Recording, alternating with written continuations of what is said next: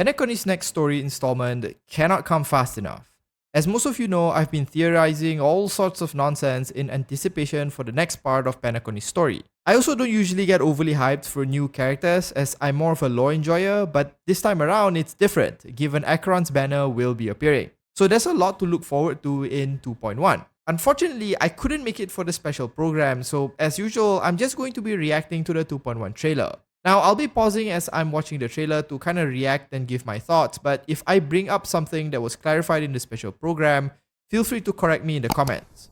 Okay, I can't wait any longer, so let's jump straight into the trailer and see what's in store for 2.1. You've witnessed it, so there's no need to hide. Was that Acheron? Even the shiniest city has its dark side. Yeah, it is. Surely I don't need to explain too much to you. Okay, hold on. Gallagher is pretty interesting because we met him really early on when Firefly was being interrogated, and he claims to be one of the branches of the family that deals with security. But there was one part when we were going up to the rooftops with Firefly, we met a security guard and we dropped Gallagher's name, and he didn't know who Gallagher was, which I found was kind of odd given Gallagher is supposed to be the head security guy or whatever. So I don't know if this is someone impersonating someone else. Maybe it's Sparkle, I don't know. But ever since I experienced that, it's been kind of this weird nagging feeling like, who is this guy? But I guess in 2.1, we're going to get to know him a little bit better. So yeah. Here's to you, sober one, with this glass of a dream within a dream. Okay, he says a dream within a dream, and then the glass has like a picture of Robin in it. I wonder if that's a hint at what has really happened to her. Like she died in a dream within a dream, so that she didn't actually die. And when Black Swan transported us to Aventurine, it wasn't a movement in space, but it was literally going one layer deeper into a dream. I don't know. Acheron! It's only when the sword is unsheathed that those hazy memories start to become clearer. Okay, so she does unsheath her sword. Now, I know some of you have mentioned that in some of the comments, that she eventually does that. So I'm kind of curious to see why she hasn't done so, at least in the story so far.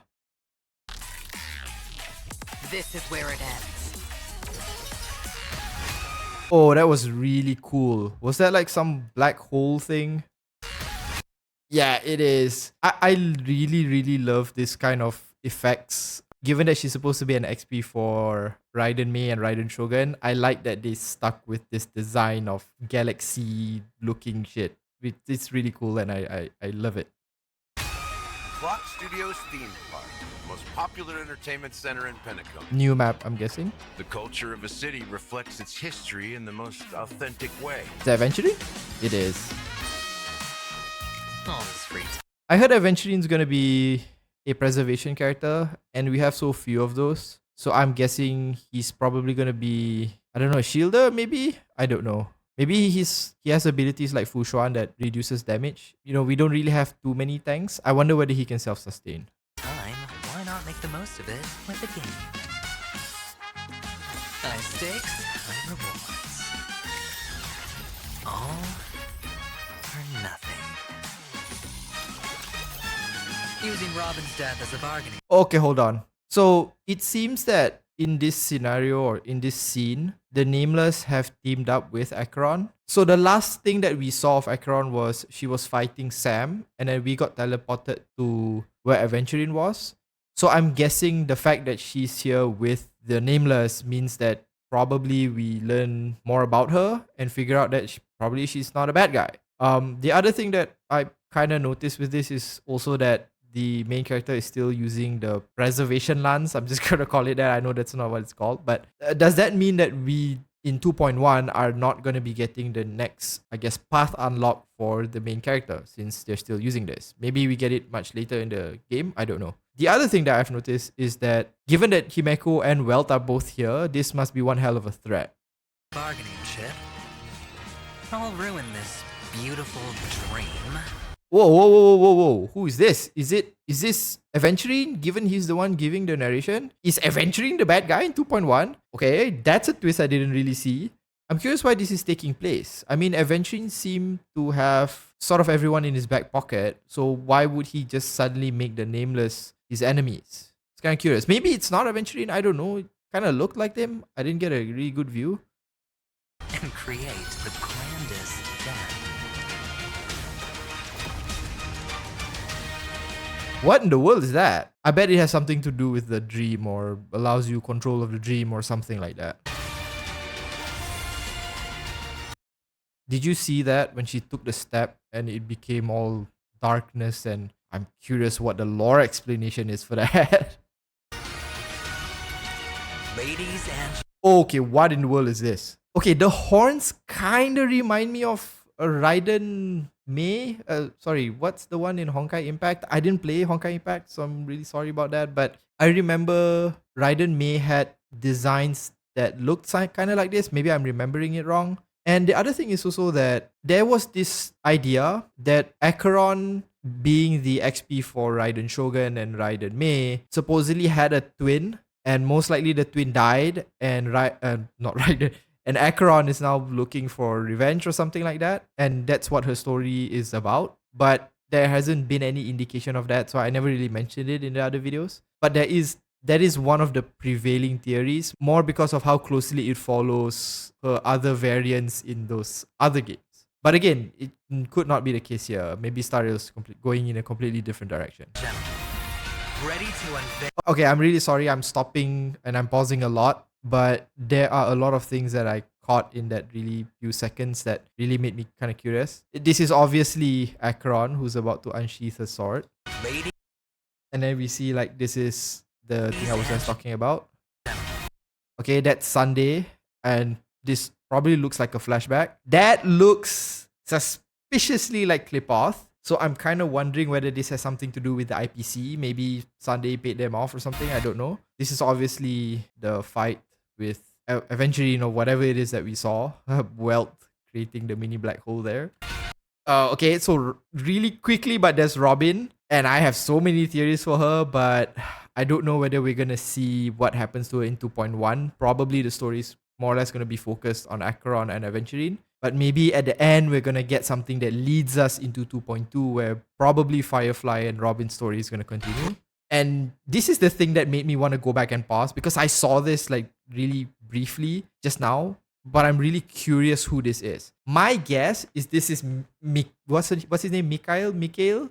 Yeah, it's probably Mikhail, because when we first entered the dreamscape, there was somebody calling out to Mikhail, and it's highly suspected that this person is related to the watchmaker in some way. This seems to be Aventurine. I don't know. Maybe it's Mr. Sunday. I don't really see the wings at the back of his head there, so it might be Aventurine. But my guess is that the family might have been using Mikhail as a way to, quote unquote, persuade the watchmaker to do whatever it is they want. And we know that Misha, who is suspected to be related to Mikhail, has a grandfather who used to be an adventurer, I think, or nameless, I don't remember. And in his story, his grandfather left and he himself wants to be an adventurer. So I haven't done any theories about the watchmaker because I have no idea what I want to put on paper. There's so many different possibilities. But it does seem like we're going to get a little bit about that in 2.1. So if we get something substantial, I'll probably go and do, an extended story on it.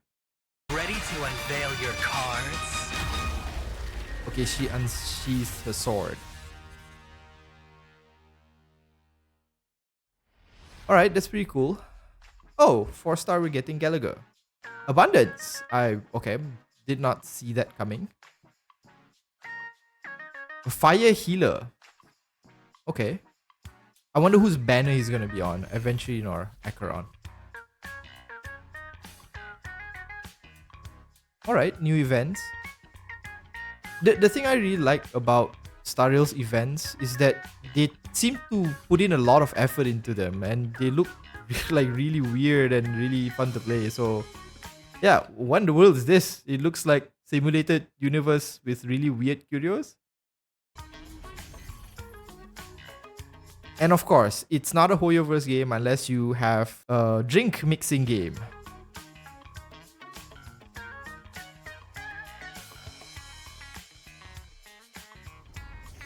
Okay. What is this, like Habbo Hotel or something? It kind of looks like that.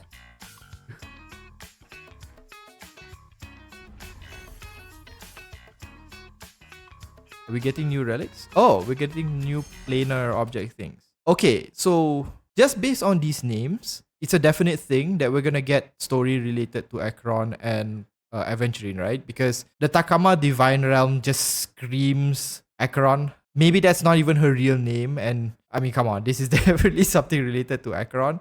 And usually these planar things, I don't remember what I call these planar relics, often have lore that tells you quite a bit. For example, like the Glamoth one, I don't remember the name, really sorry, but in that one there was a lot of story on the Glamoth Republic, the Iron Cavalry that Sam is a part of, and Titania. It basically tells the whole story of what happened there. And the fact that this is Sigonia, which is something that was brought up during Aventurine's and Sparkle's little conversation, it's definitely something related to Aventurine. So I'm guessing that Aventurine is here for two reasons, like what I theorized in one of my other videos. He has his own agenda and he has the agenda of the IPC in his mind. So I think that this relic set, as well as when his character gets released, we're going to learn more about where Aventurine comes from and what his motivations are.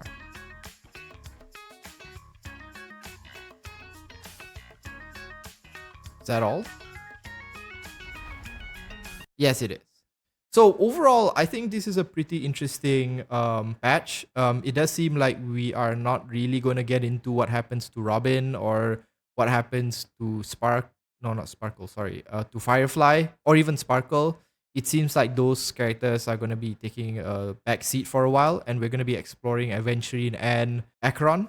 It also seems that Aventurine is going to be using the Robin's death as a way to maybe negotiate his way to a more favorable position. That does seem like what he's trying to do. I'm not sure what will cause the fight between the Nameless and Aventurine. Maybe Aventurine ends up trying to sacrifice someone for his own gains, and the Nameless isn't having any of that. Because it seems at this point, Aventurine is the one that has been really sort of, been kind of on our side, and even Black Swan puts a little bit of trust in Aventurine more because of his habits as a business person rather than his personal behaviors or habits, right? So I'm really curious what would trigger that. The other thing is we also didn't see Black Swan much that time, so I'm curious whether she has sort of taken herself out of this entire fight because again, what she really wants is just the memories of Penacony. And she has mentioned that the horse she's kind of backing is the main character.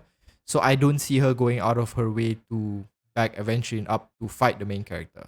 So given what we've seen in the story and all this talk about the dream within a dream, we might not progress the overarching story too much, but maybe we'll just take a look into what's happening with the two characters that are being released, what are their backstories, and how they fit into the Penacony story, what they're here for, essentially. The last thing that kind of made me kind of curious is in one of the trailers, the Penacony trailers, we see the main character sort of having this dance off with Aventurine. So I'm really curious whether after this entire fight, now again, that thing that's floating around, dropping all the coins and stuff might not be Aventurine. It might just look like him for whatever reason. Maybe we're saving him, I don't know. But it does seem like in that earlier trailer I mentioned, the main character and Aventurine were on good terms. So I don't know after this fight whether that can still happen and whether we're going to get that dance off. But overall, this seems really, really interesting. I am 100,000% going to be summoning for Acheron. I don't care if she's bad or she has, you need a specific team build or what. I just like collecting Raiden XPs. So I'm definitely summoning for her. But yeah, let me know what you think of this trailer in the comments. Do you think that this is a interesting direction for the story to take? Are you hyped for Aventurine or for Acheron? Are you gonna summon for them? Leave me all the interesting details in the comments. I'll be sure to reply or try to reply most of you. If you enjoyed watching the video, do consider liking and subscribing to the channel. Thanks so much for watching, and as usual, have a nice day.